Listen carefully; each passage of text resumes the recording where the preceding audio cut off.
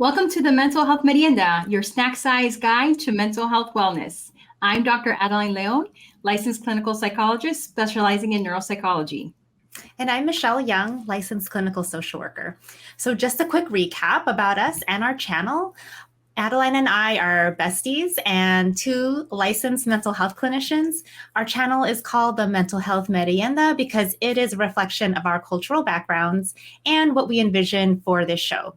The word merienda means snack in Spanish and Tagalog. And as a disclaimer, this is not intended to be a substitute or replacement for individual therapy, diagnosis, or treatment from a mental health or medical professional. The information we're presenting is general and for educational purposes only. Please consult with a licensed professional if you are struggling with your mental health and well-being. And if you are in crisis, please do not hesitate to call 911-988 or your local crisis hotline. All right, so for today's episode, we wanted to talk about loneliness. So loneliness is a concern for many here in America. And in fact, our Surgeon General, Dr. Vivek Murthy, released an advisory report back in May that stated that currently there is an epidemic of loneliness and isolation.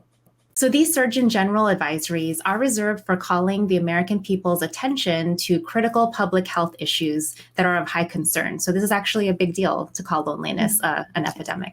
So even before the pandemic, about half of U.S. adults reported experiencing measurable levels of loneliness.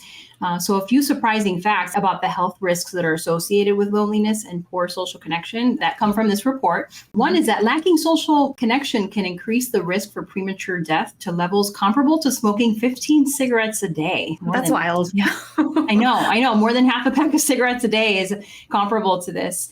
Other physical consequences of poor social connection include a 29% increased risk of developing heart disease, and a 32% increased risk of stroke, and 50% increase, that's 50% increased risk of developing dementia for older adults. And that's definitely something I can speak to about in my work as a neuropsychologist.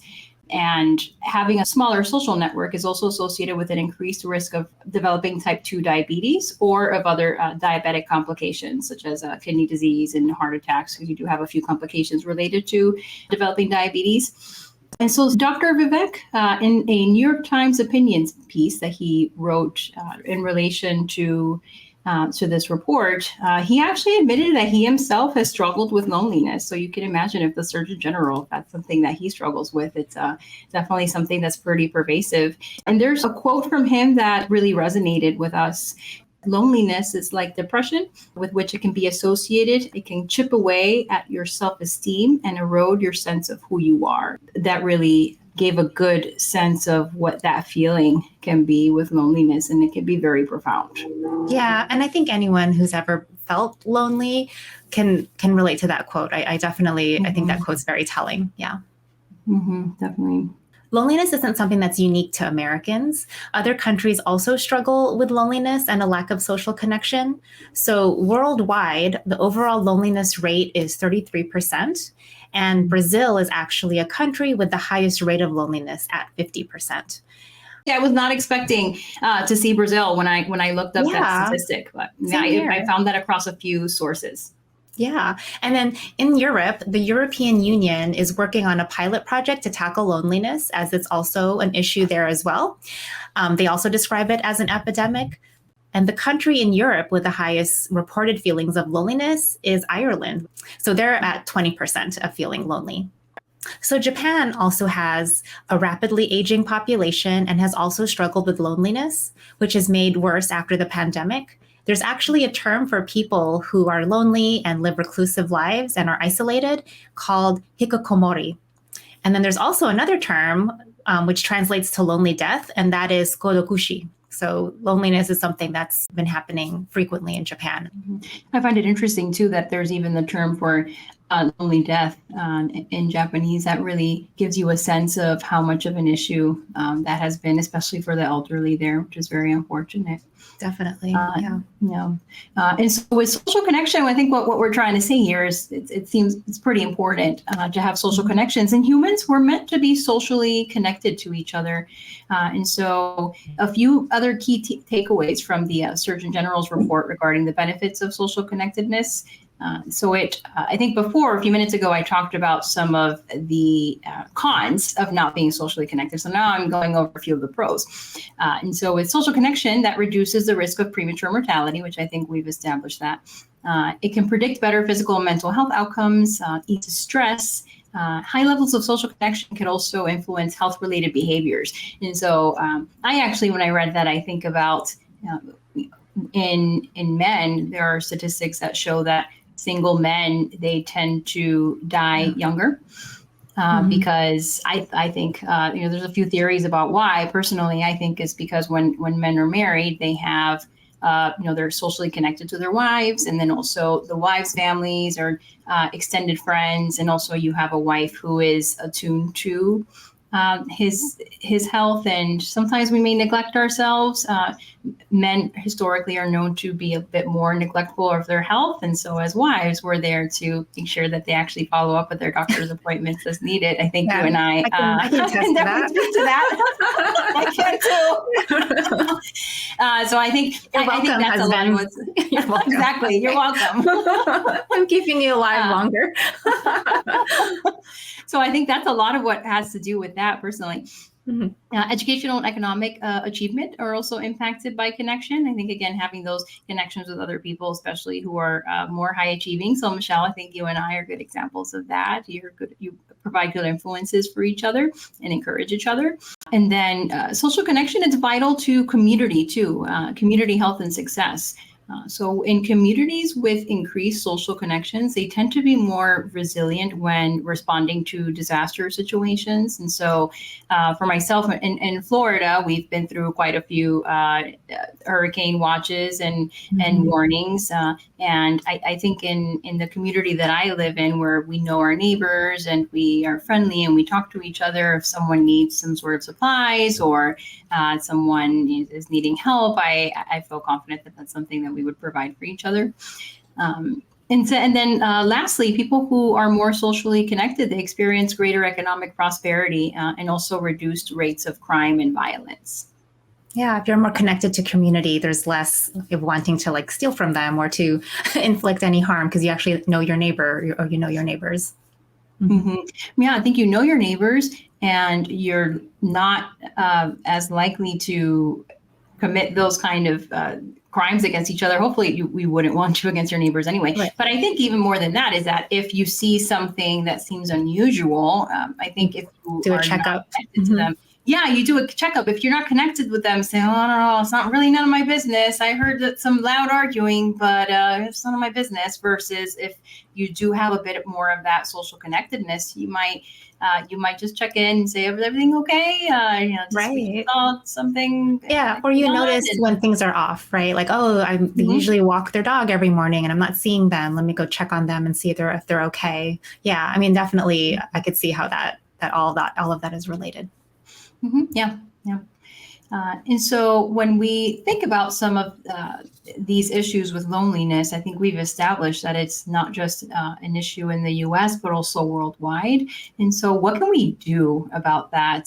So a few tips that we found in the report. So first, in terms of national strategies, because there are certain things we can do on a more national level, and then other things we can do on a more personal level. So from a national perspective, strengthening social infrastructure. So that includes things like parks, libraries, public programs. Those are places where people can gather and they're connected to each other. They feel connected to their communities. Enacting pro-connection public policies. So I think one that really comes to mind for me is paid family leave. Definitely. That's one thing that is very, very lacking in this country, where in comparison to other developed nations, the U.S. is well behind in terms of maternity leave, FMLA with a family medical leave, which only protects you from losing your job. And so, and so I think a lot of factors like that really impede on our ability to remain connected to our families, because so many of us are worried about, well, sure, I might not lose my job because I have FMLA, but I won't be, there was no money coming in, and I can't survive like that. And so unfortunately, I know with me, with a lot of that, I do mostly see older patients. I do definitely see a lot of that loneliness and lack of connection to their children, because their children are so busy and they have to work and they have their own kids. And definitely too, I mean, spending time with our families, raising our children, that's such an important thing for the family unit to experience. And then when you're having to work because you're worried about the income, I mean, like, at least I can speak for myself. I'm, not all there because I'm thinking about my baby at home, and there's so many things to juggle. So I think definitely, I mean, I would have appreciated having more paid family leave. So, and I'm sure every, woman here would also agree. Yeah.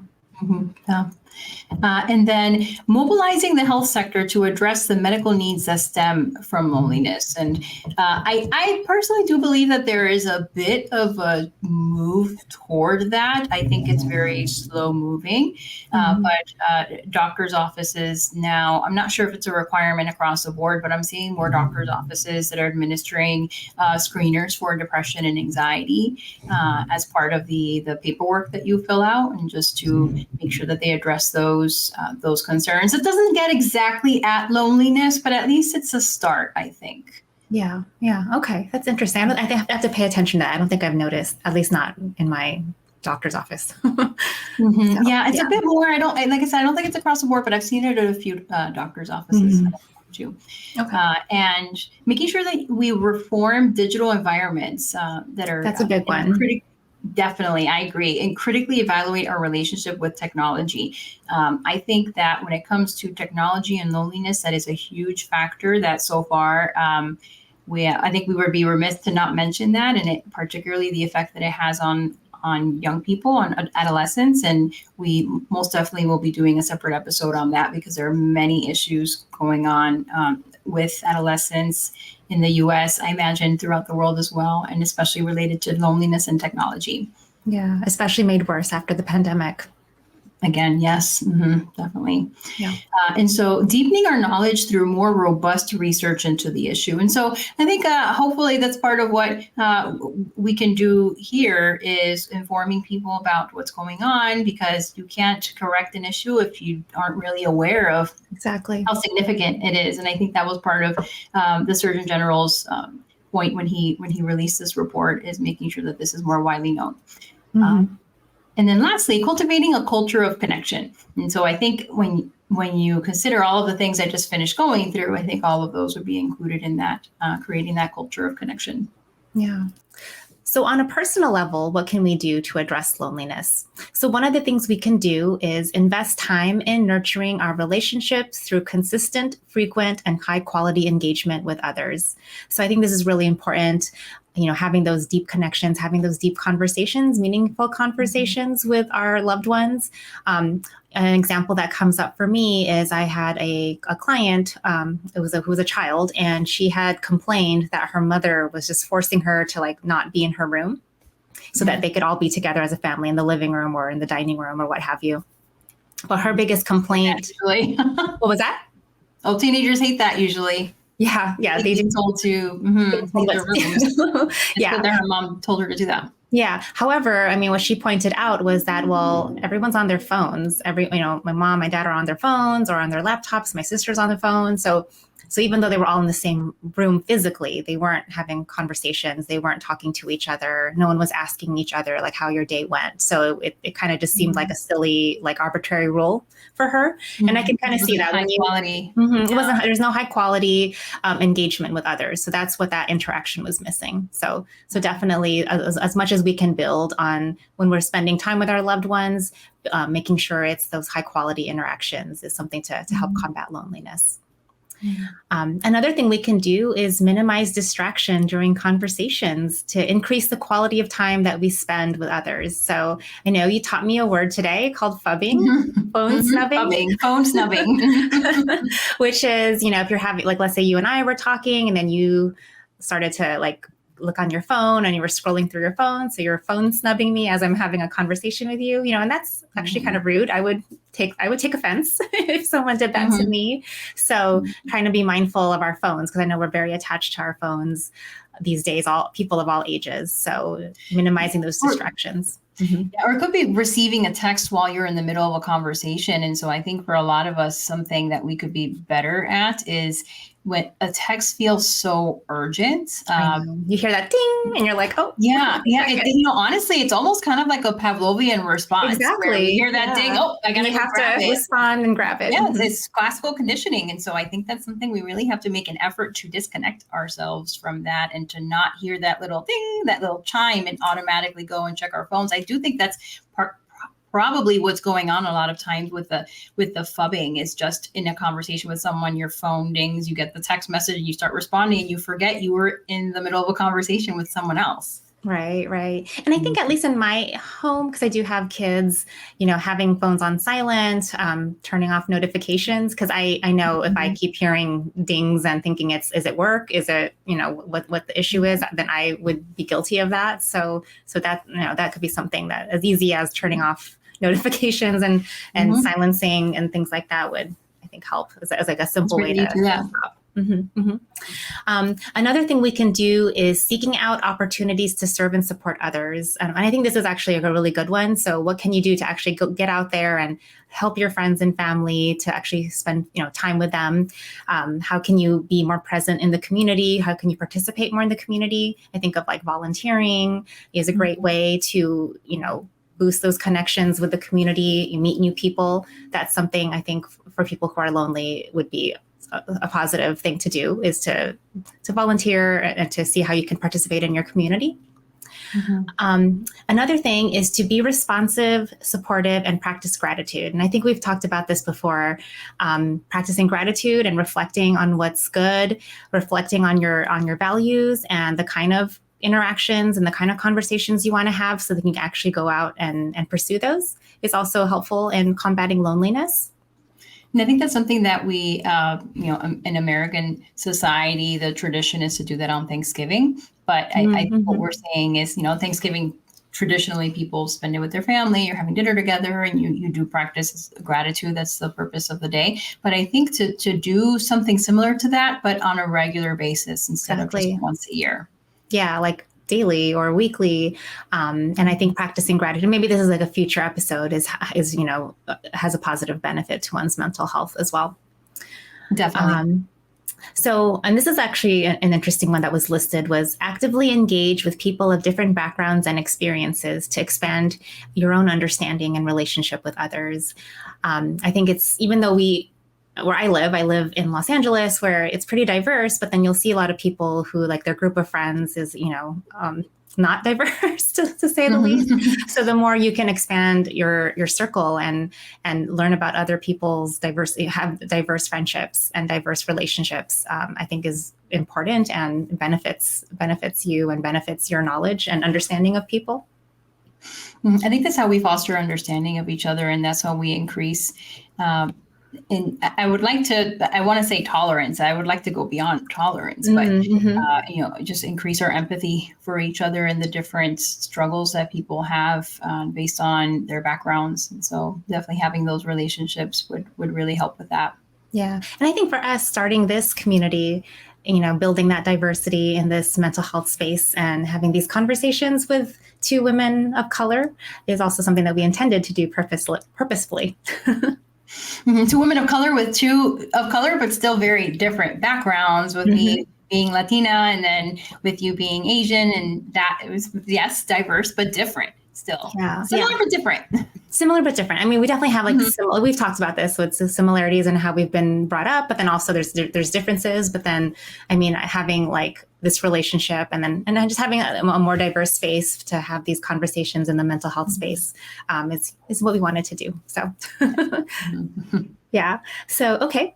And then another one is participate in social and community groups such as fitness, religious, hobby, professional, community service. So, joining different organizations to foster a sense of belonging, meaning, and purpose. And I think this is really important as we're getting older. We're not in school anymore where we can join clubs or people are so readily available, like in college or in high school. It's really easy to make friends because we're all on the same campus, right?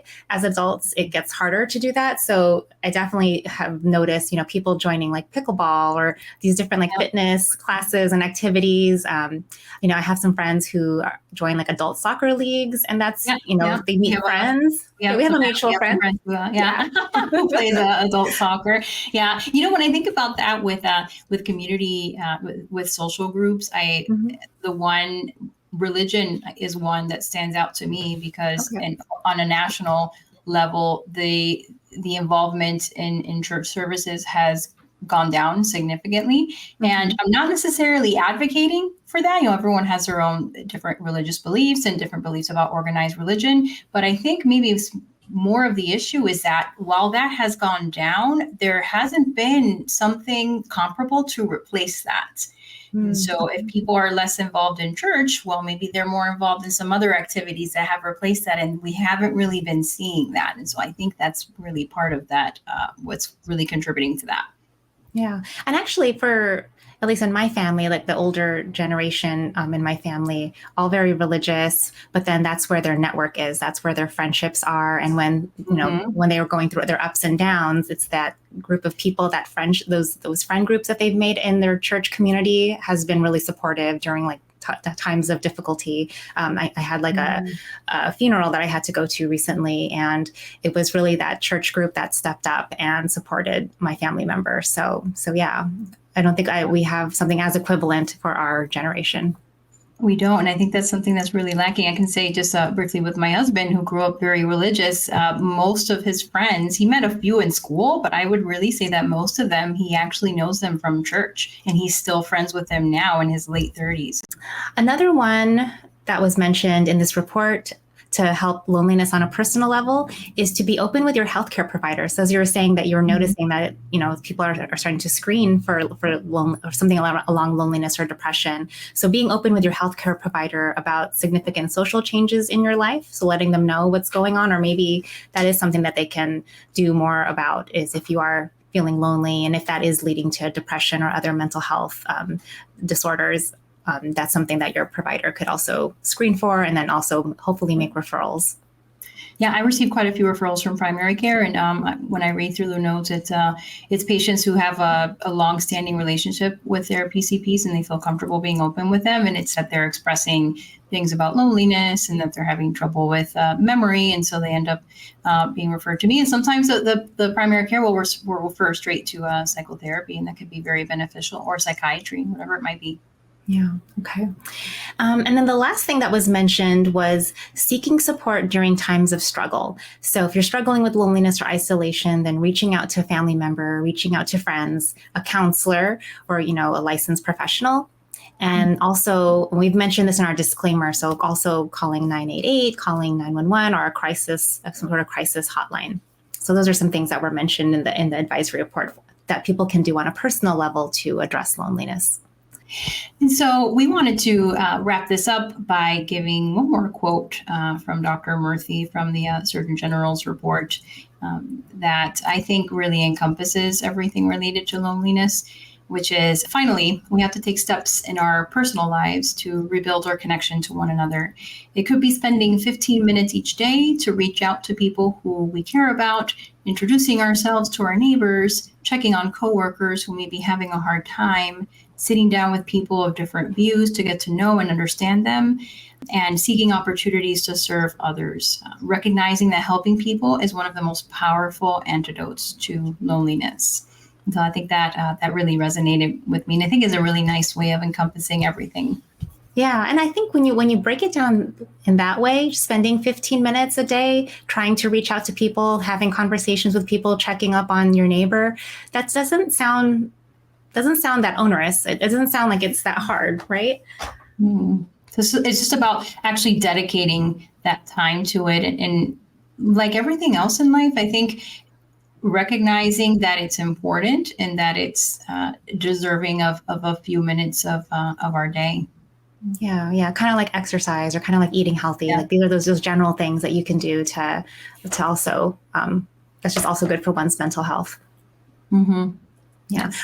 I know talking to you, we talk very often as friends, has also helped me, just it helps me whenever I'm feeling down, when I'm going through a hard time. So I do appreciate the friendship that we have in helping me combat loneliness. Yeah, I do too, and especially when having a friendship from a distance. We're on opposite sides of the country. The only way that we could foster that connectedness is by calling each other and making that effort plans to visit each other. It really takes a lot of effort. It doesn't come easily. It really doesn't. It's been 15 years, I think, that we've been living on different parts of the country, and it's not easy to maintain a friendship like that, but you can do it if you're both committed to it. So I'm glad that we have.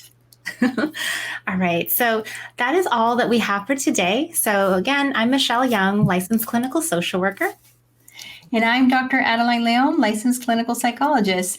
Thank you for tuning in to Mental Health Merienda, your snack-sized guide to mental health wellness.